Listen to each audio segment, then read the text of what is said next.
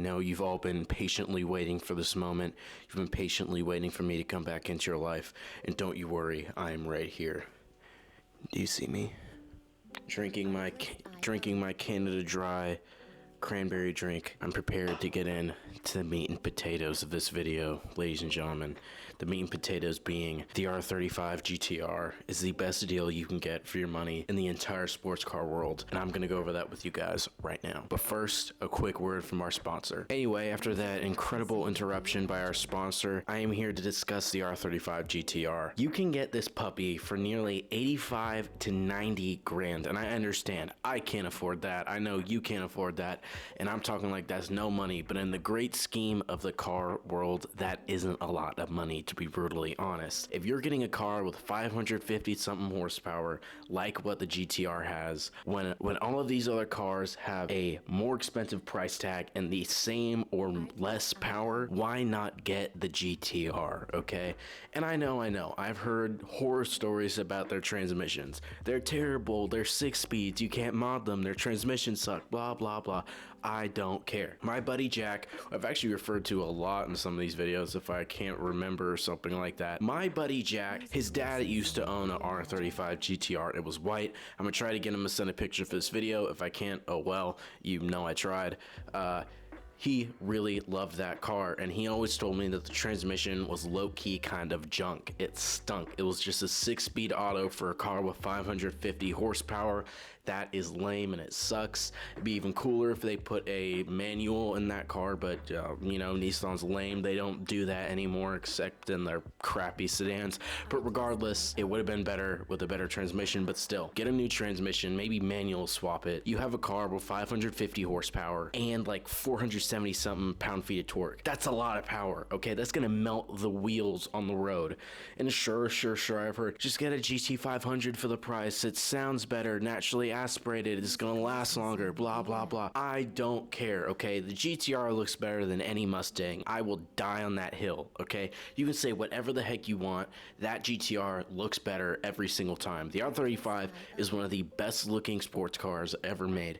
And of course, my dad, being my dad, trashes on them, says, oh, they look like a bunch of plastic, blah, blah, blah.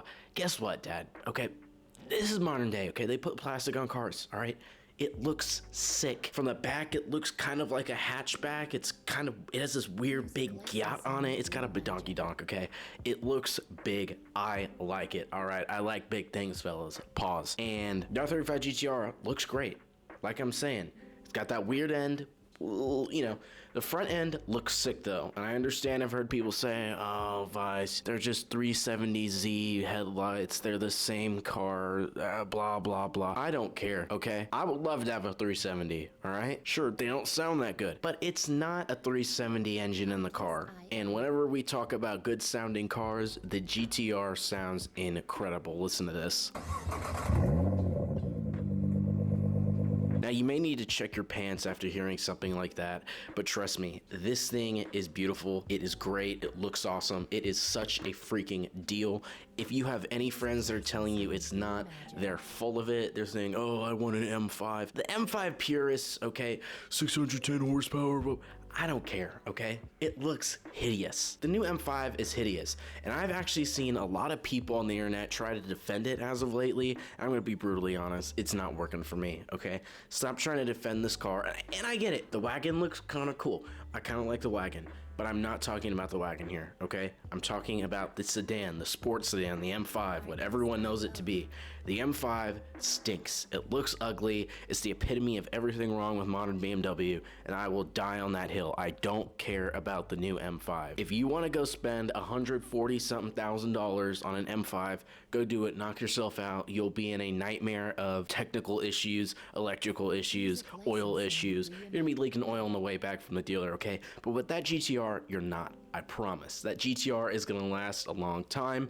Maybe if you swap the trans, but besides for the trans, it's gonna last a while. And I've never really heard any problems with their reliability besides for the transmission. I've said 40 times in this video. I've never really heard of anything going wrong with these things. And it's not like you can't take it to a dealer. I mean, they just stopped making these things. You could just call your Nissan dealer and say, hey, my GTR, the transmission just blew. Can you guys fix it for me? They're gonna be like, of course. If you got under warranty, of course. But that's a pretty big deal. You can go get that thing fixed if you want, and there's not really a lot of problems with it, because let's be honest, people don't really think about how much the car is going to cost them after they buy it. And I feel like the R35 isn't going to cost that much, whereas an M5, an M4, something like that, an E63, something like that, it's going to cost more money because, again, they're unreliable German cars. The GTR is a German car killer. It's a Porsche killer for the power, the track handling, everything. I mean, I'm going to label this the 911 killer, okay? The GTR is the 911 killer, and it sucks that they discontinued it. I mean, as I've gone over, this thing is the best deal in the entire car market and industry. You can put that on my headstone when I'm dead.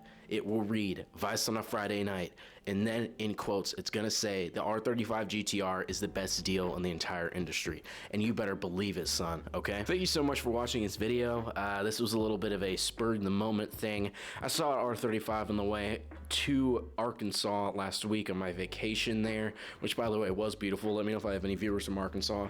But I saw an R35 GTR at this small little house, and I thought, that is goals. I'll take the apartment with the GTR anytime, honestly. My girlfriend might say otherwise, but that's okay. I saw that GTR and I thought, what a good looking car. I haven't thought about the R35 in a while. Let me go look at how much these things are.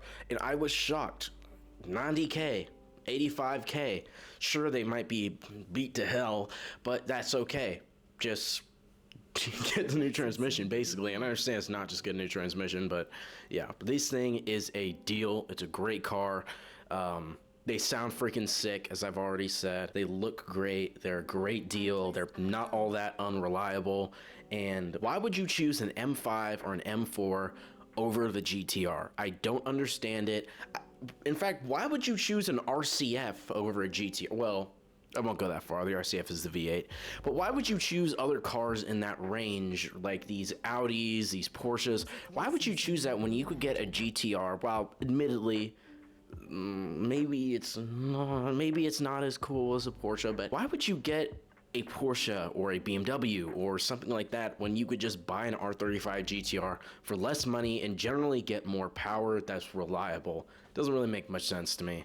Shout out to Arkansas, beautiful vacation. I put some pictures on a community post on the channel. Just go check those out if you want to see it. Let me know if you're liking this new format. I'm standing in the middle of my living room right now, and I'm sort of just vibing out with you guys, talking about the GTR, sick car. This is a rant. This is a ramble. I'm gonna call this maybe my new rant series, but yeah, the GTR R35 is the best deal in the entire car market. Go get one. Actually, no, don't go get one. I want one later in life. Was that cool?